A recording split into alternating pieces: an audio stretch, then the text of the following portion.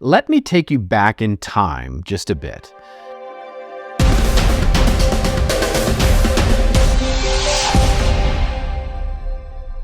So in the old days, at least the ones I remember anyway, there was this familiar rallying cry you'd hear at PTA meetings or in earnest local news media reports. It was anytime something new came along that made adults nervous. It might be video games or edgy music or teenagers showing up to school with too much eyeliner and purple hair. Yeah, that was me. Anyway, someone would eventually clutch their proverbial pearls and say it. What are we teaching our children? It's pretty common today. Won't somebody think of the children? It was the phrase that showed up when people weren't quite sure what to do with change. And it was part panic, part moral compass, part excuse to have a conversation that might have needed to happen anyway. Lately, I've been thinking about that phrase again, but this time it's not about the kids, it's about the machines, because now we've got a new kind of student that's soaking up our every word, our every intention. Won't somebody think of the AI? What are we teaching the AI? You see, before AI search really took off, just in the last year or so, for example, I used to look back at my old blog posts or old white papers, ebooks, etc., and I'd cringe a little, right? There were always a few moments where I'd go, okay, that didn't age very well, and I'd have a chuckle, and maybe I'd roll my eyes, and I'd move on. Sometimes I'd delete it. Other times I'd just leave it up out of sheer stubbornness or laziness, and honestly, it didn't seem like it mattered all that much. One of my favorite IT guys once said to me, security through obscurity.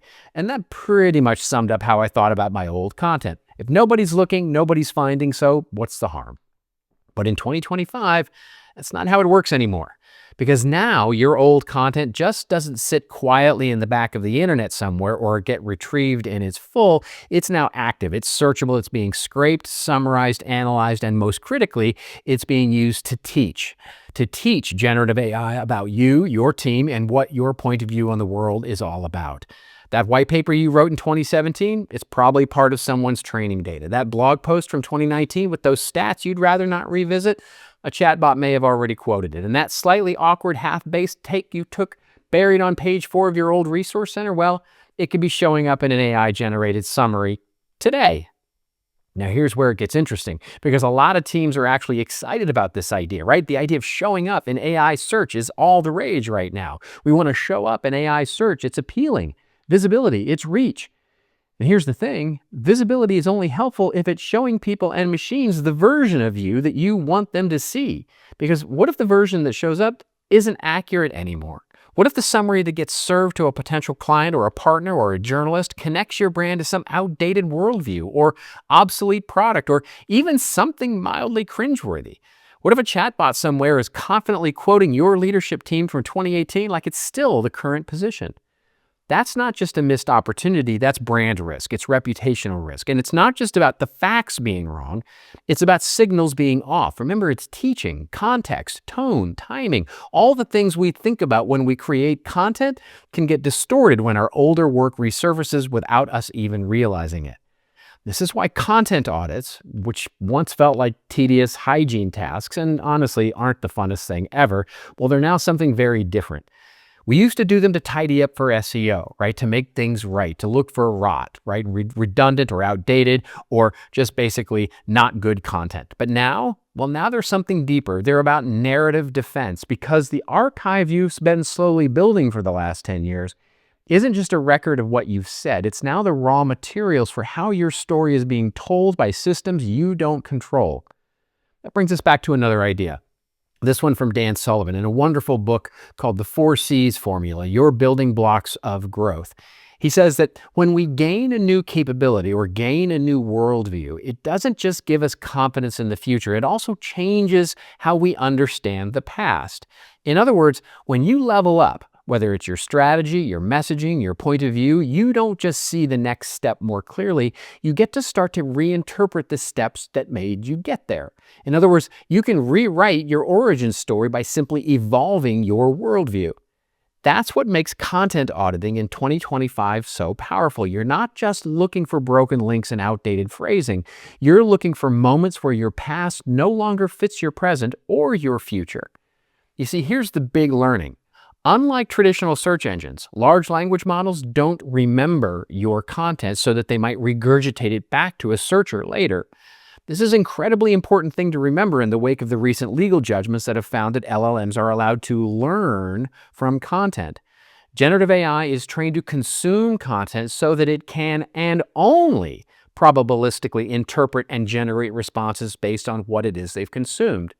See, it's good that AI search is not going to present your ideas, your content as its own. We like that, but it also comes with the other side of that proverbial sword, which is it won't present your ideas as its own. It will always interpret them and cite you for that. Said more simply, if your past work becomes the meaningful part of a training set, it might now be paraphrased, cited, or even warped into AI-generated responses across the web. You may not even recognize your own voice until it's been auto-completed by a chatbot.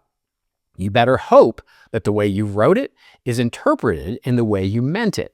You can't stop AI systems from learning from the content you choose to make available, but what you can do is try to influence what it is that you continue to teach them.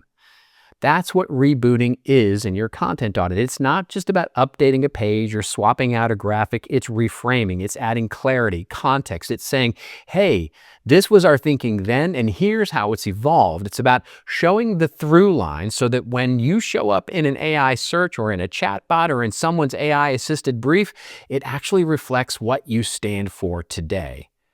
So yeah, audits, they're not fun, but they still involve making decisions. And keep this, update that, retire the rest. But they're not just content maintenance anymore. They're memory management. They're your chance to decide what gets remembered, how it gets framed, and why it still matters. Because the archive isn't just sitting there, it's speaking.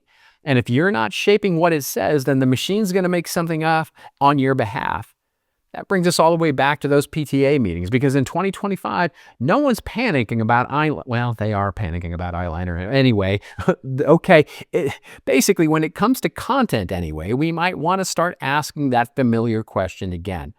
What are we teaching the algorithm? You want a little more? Well, I wrote my full post here, and you can get some of the additional thoughts that I have there, and hopefully you'll get my meaning. In the meantime, remember, whether we realize it or not, we're raising something. It's not our children this time, it's our brand's next generation. It's digital voice, it's inferred intent, it's reconstructed reputation. Let's make sure it grows up well. It's your story. Make sure your old ones are told well too, and I'll see you next week.